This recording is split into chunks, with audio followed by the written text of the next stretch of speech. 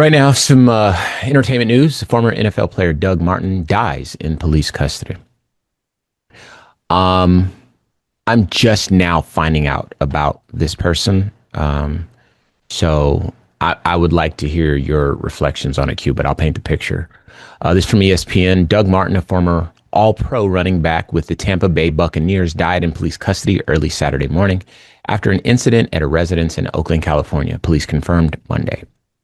Oakland police reported that officers responded to a call about a break-in just after 4:15 a.m. Saturday and encountered Martin. Quote, prior to his death, Martin was involved in a break-in at a residence in Oakland, unquote, according to a statement from the Oakland Police Department. Statement goes on to say, while responding officers were attempting to detain him, a brief struggle occurred. After being taken into custody, Martin became unresponsive.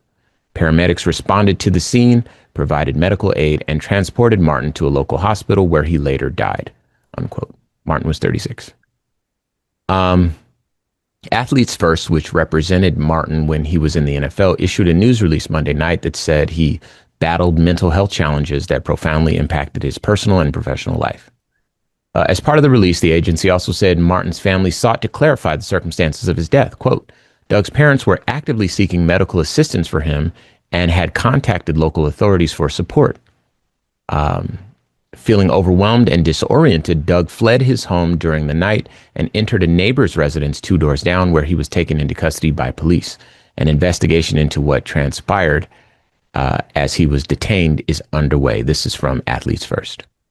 OPD said that, consistent with department policy, the in-custody death is being investigated by the Homicide Section, OPD Internal Affairs Bureau, the Oakland City Police Commission, the Community Police Review Agency, and the Alameda County District Attorney's Office.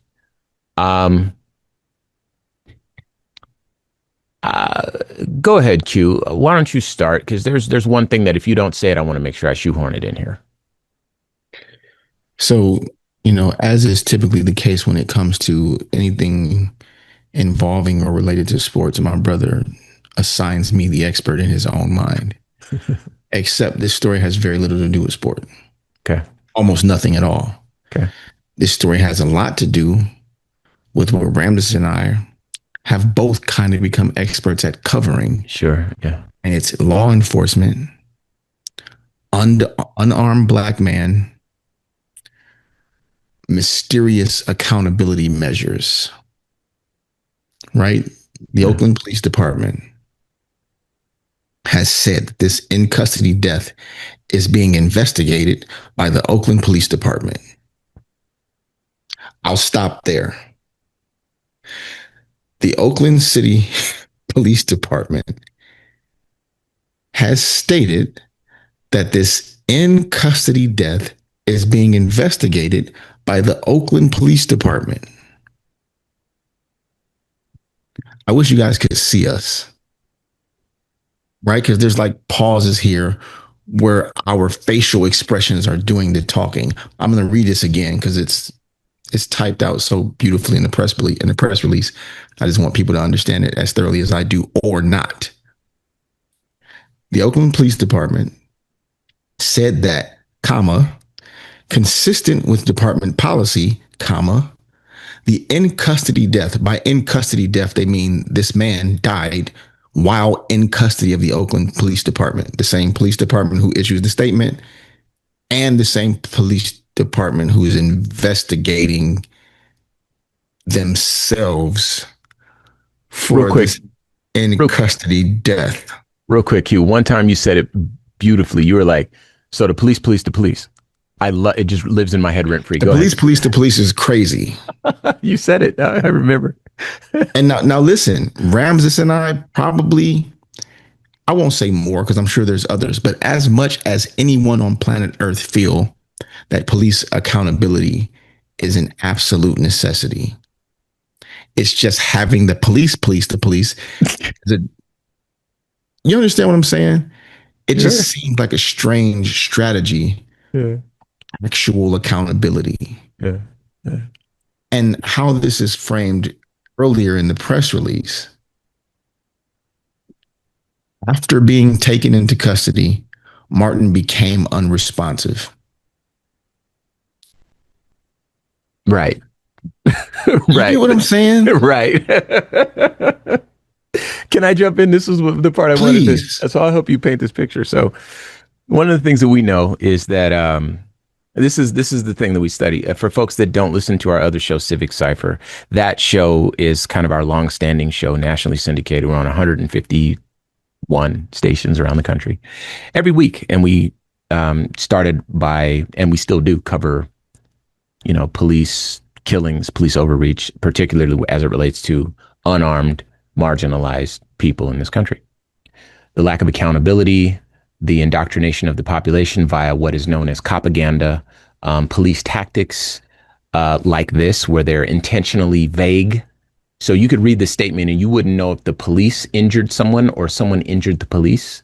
Officer involved shooting comes to mind. That's a deliberate phrase used by police departments around the country that was taught to them to separate themselves from any potential accountability, right? If you ever notice people filming police as they're making an arrest, the extra police officers that are getting paid that aren't actively arresting a person are taught to stand in the line of sight so that people cannot film police injustice taking place, right? You obviously we all know well about ICE and the covering of the faces and that sort of thing. This is to separate these people from accountability. Now, one thing that we know to be true, it's sort of like the Stanford experiments or the old adage that, to the hammer, all the world's a nail, or however that's stated. You give people that type of power. What is it? Absolute power corrupts absolutely. There's a reason these statements exist. And I can't say it's true across the board, but it is especially true when indeed there is power, right? If you looked at the recruiting tactics of police, they go after people who have bullyish tendencies. And then they put them in communities where they bully the people. And then people like us advocate for those people. And we point out things like this that police do, these little triggity tricks and these little, whatever, so that there is no accountability. And just imagine that. The only time the police ever get caught is when they make a mistake, not when they do something wrong. It's when they slip up and someone finds out about it or there's a whistleblower or something like that. But this stuff happens all the time. I could tell you stories that happened to me and my own body. I could tell you stories about my cousins. I could tell you about my family. I'm from where the LAPD was, and I'm from there in the 80s. So I know all about that. Okay. And none of those people ever got caught for that. It didn't mean it didn't happen. So the times that we're talking about is when the police get caught doing what they do all along, right? So if you look at data, you can see the corruption. But there's so many people who have been propagandized into supporting the police by watching the police shows on TV. That's intentional, by the way. That's intentional. Go back to Dragnet. You'll see the origins of propaganda. Look up the term propaganda and you'll see exactly how it was intentional by the police to have police painted in a positive light, right? And us, the society, we've been indoctrinated, myself included, to root for the police. And so we don't hold them to the same accountability standard. We come up with weird stuff like, well, there's some bad apples. No, there can be no bad apples if you have a gun. Like there can be no bad apples if you fly an airplane. But there's a stunning silence when we make those connections because we've been indoctrinated. All right, I talked way too much, Q. I want you to finish your thoughts if you have any left.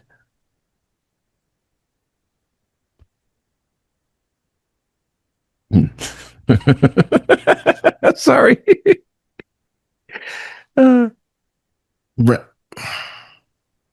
Yeah, I know. This is what we talk about, though. Why isn't everyone as upset as we are? And not everyone is black. Not everyone That is we have to talk. Okay, great point. Yeah. I'm not a woman. Yeah, that's fair. But when I hear about something awful happening to a woman, yes, that's thank you, Q. You don't have to be a woman to. Yeah, you know what I'm saying? Nailed it. Like, yeah, you guys, we're sorry, but this is so taxing mentally and emotionally, and it's so normal.